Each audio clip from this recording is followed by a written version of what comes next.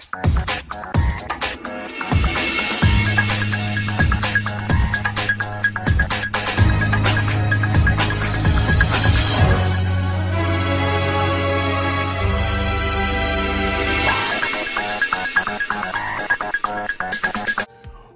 up, everyone? It's the Ghost from YuGiOh Maju here today, and today we are back again with a new Gren Maju deck profile. Don't worry, it's not the same as the other ones because, well, it is kind of the same as the older ones. We are playing Invoked Gren Maju this time around. Yes, Invoked Gren Maju actually can function. Yes. I've done it before, and then we decided to scrap it for a bit because of lots of reasons. We just want to test it out. Other builds of Majus, whatever though. But we actually went to locals yesterday. We did pretty well. We went X1. I'm not going to like put that in the title as clickbait. Oh, we got X1. Oh, YouTuber shock face. No. But we did do actually pretty well at locals going X1. Only dropped the one match against Evil Twin, Live Twin. But that's more due to just not seeing enough cards at the right time. So it happens, but whatever. We'll get over it. We'll do better next time. That's exactly how this works. That's how you keep up the Maju mindset. Before we get into today's video, I want to say thank you to everyone because we have somehow, within the span of 2 years, hit, what, 1,200 subscribers, almost 1,300 subscribers. By the time this video, actually goes up, it might be 1,300 subscribers. But I actually just ended up getting top 8 at a regional. If you haven't seen that Gren Maju deck profile, go ahead and check that out. So I actually ended up winning the Flunderies map. Yeah, the Flunderies regional map. So what I'm going to do, because I don't really like that deck personally, as you'll see later on in this deck profile, I'm going to go ahead and give it away. Somewhere in this video, we're going to go ahead and do the giveaway instructions. And that's all you got to do is comment something down below. I'll explain more when we get to that. It's going to be somewhere in the video. And in the next video that we do, we'll announce the giveaway winner. And then we'll make sure you're following us on Instagram so we can, send out everything. Because otherwise, we don't know where we're sending it. So please, make sure you're following us on Instagram. Thank you.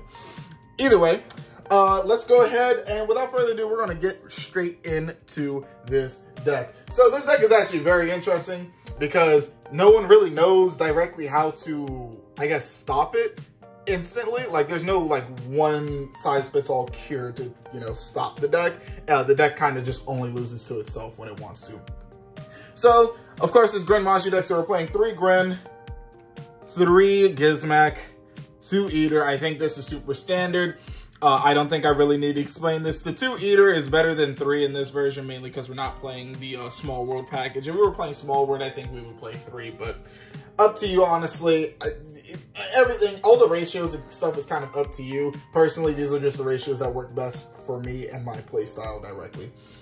Then for the Danger package, we play 3 Bigfoot, the only art that matters, and 3 Thunderbird. Yeah, I wish they had an alternate art for Thunderbird. Well, hopefully one day we'll get it. Either way, yeah, so these are just, honestly, just pops, realistically. They get you draws as well. They're pops and bodies. That's pretty much it. They get you draws, and that's fine, but, like, they're mainly pops and bodies. Especially to out stuff like IO and stuff, and bait out other negates and stuff. That way you can do other fun stuff later.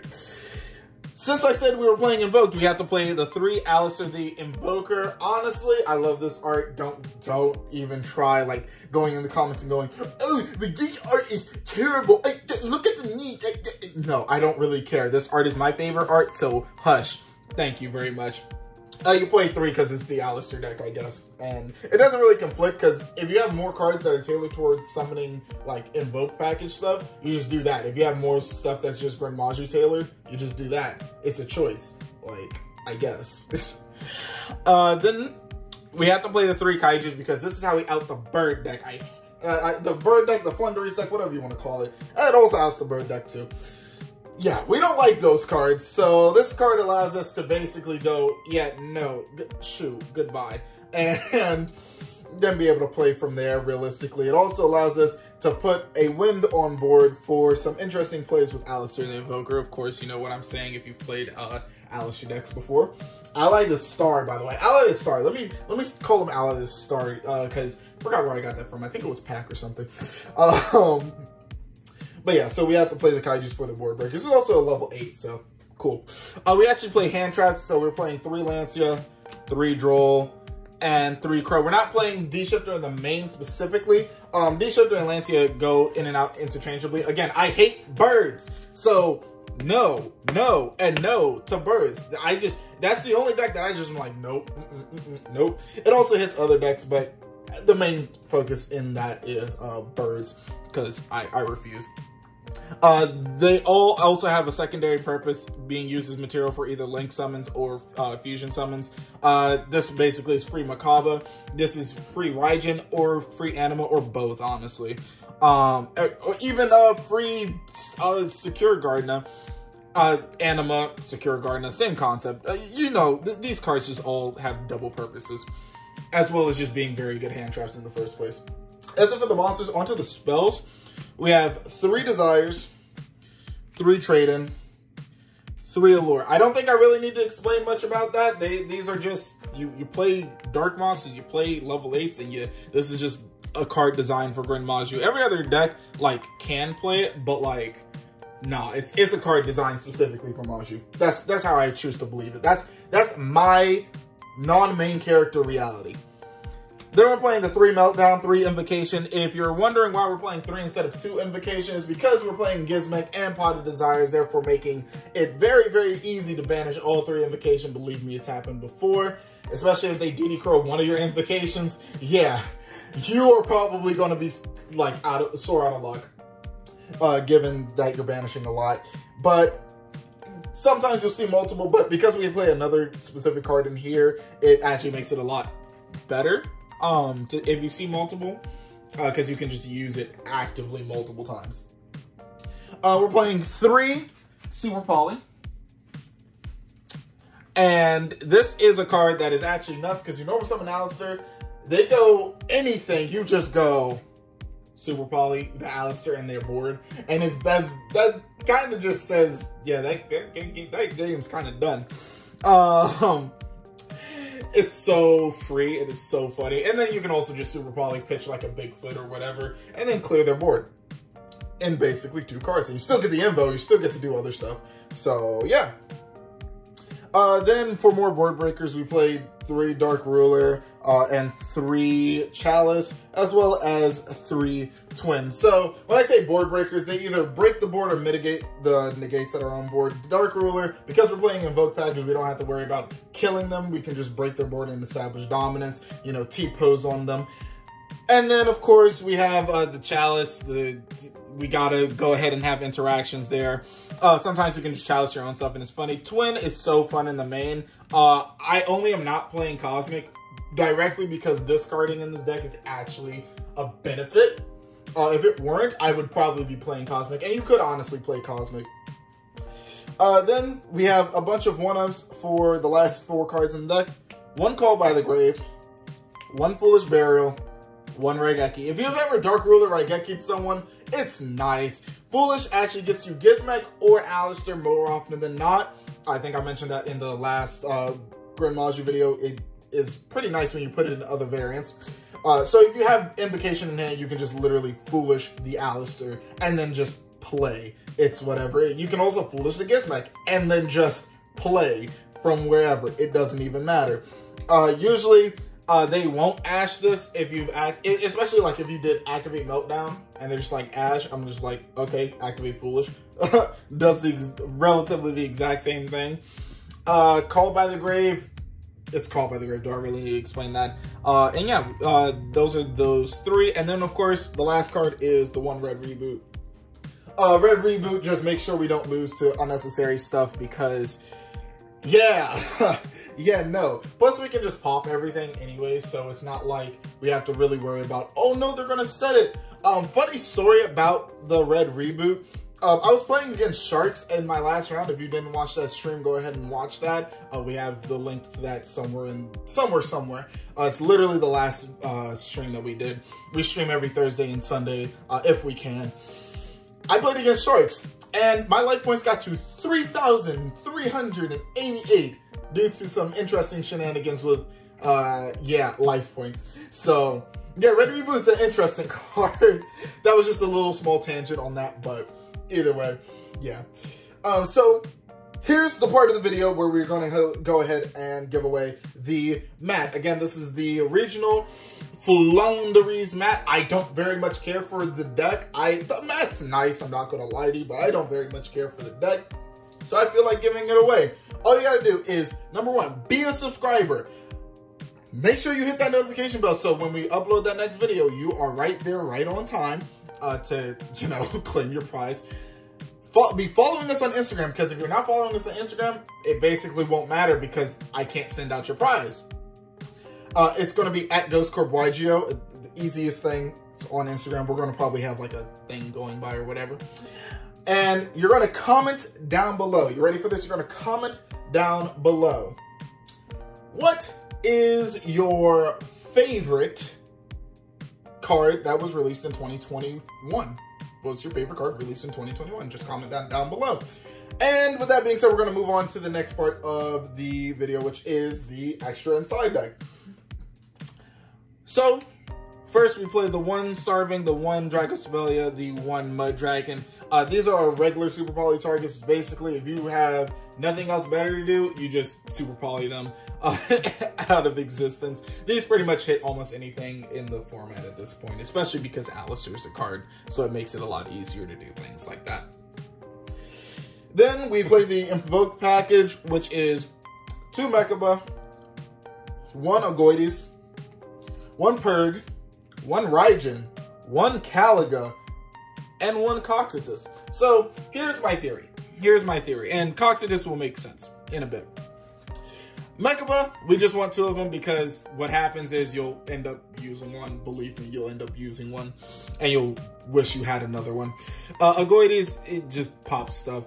Go for game, yada yada yada. Purgatrio, this is honestly the best synergized card with Gren Maju because it's literally Gren Maju like 3.0, in which it just runs over everything. Raijin against the bird deck, hilarious. You want a Book of Moon me? I'm a Book of Moon you.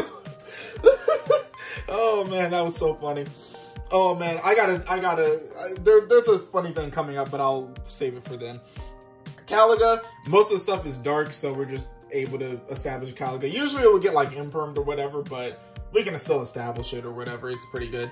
Coxitus. Coxitus is the funnest one because they can't target it or destroy it with card effects. It's so funny. Also, it can attack while in defense, but it uses his attack as its attack points instead of its defense, which is fine because it still has a 29 booty. So big booty, big booty, big booty.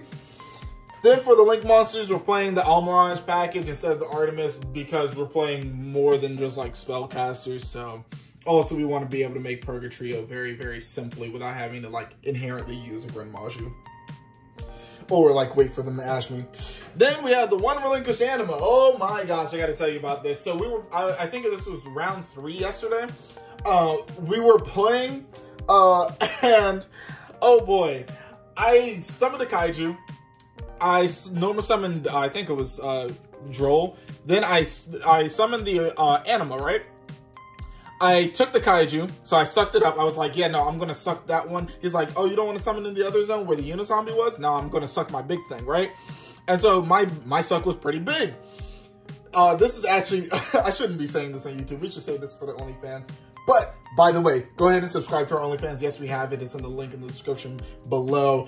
This is where we're going to be posting a lot more interesting Yu-Gi-Oh content. But back to the story.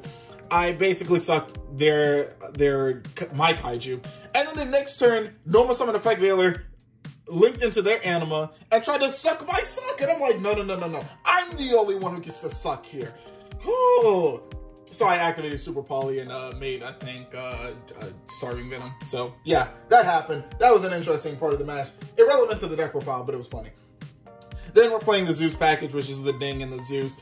This clears a lot, and Ding gets back Gizmek, so that allows you to play further and longer. So, onto the side deck. I know this video has been pretty long, but it's whatever. 60 cards, what can I say? We're playing 3 D-Shifter. We side out the Lanciers when D-Shifter is better, and D-Shifter is better a lot, but not all the time. We're also playing the 3 triple tack, because triple tack basically says, oh, you thought you were going to stop my turn. Yeah, that didn't stop my turn. That just killed you. Oh, no. Then we're playing 3 alpha. This is where alpha is. It's in the side. Yeah, I know. I honestly was having a hard time fitting it into the main. That's honestly what happened. And it's a good card, but I think there are better cards. That's just my personal opinion. Then we're playing the 1 macro, the 1 harpies, and the 1 pank. This is basically just saying, oh, these are good 1-ofs that if you see them, you kind of just, not win, but you get pretty close. And there are 3 cards left in the side deck, which I swear I'm going to get the most backlash for, but I do not care because this won me my last round, and it won me actually a couple of games, not going to lie. It is the new version of the Maxi Challenge. The 3 Ghost Sister and Spooky Dogwood. Okay, so it's not Maxi, but it honestly puts people in an interesting position where in this deck, if you give me a turn, I will probably kill you. So if you drop this, unless they like call by or have talents, cool, whatever, they're pretty much not going to be able to kill you or establish a board. They can give you pretty much infinite life, but they'll also like have a board, but then I'm just going to break the board anyways, right? So they have to basically make that decision. If I break the board, do I have just too much life for them to recover? Or do they just stop there, do whatever? Like, it makes them play weirdly. So it's almost like how Max C was, but instead of getting draw cards, it basically gives me life, which you don't want to ever give me life, because life points are a resource. And for me, I'm going to use that to basically say, I'm still alive, and then I'm going to kill you. That's all it is. But that brings us to the end of today's video. Thank you for watching. If you like this video, go ahead and smash that like button. Consider hitting that subscribe button and tapping the notification bell so you never miss a new video. And make sure you're following us on Instagram, and make sure you go ahead and subscribe to our OnlyFans so that you can go ahead and see our extra crispy Yu-Gi-Oh content. We're also going to be putting up some interesting stuff going up there very, very soon. And anytime we have any merch releases, which are coming very soon, they're going to be the first ones to be able to get it. If you're subscribed to the OnlyFans, you're going to actually be able to get it at either a very heavily discount, or it might be in your mystery box, depending on what tier you get for the OnlyFans. So basically, go subscribe to our OnlyFans. Yes, the only Yu-Gi-Tubers with an OnlyFans, I think. Something like that. But again, thank you for watching. This has been the Ghost from Ghost Corp YuGiOh, coming at you with my Invoked Gren Maju Dark Profile post Burst of Destiny and all the other sets of 2021. Thank you for watching.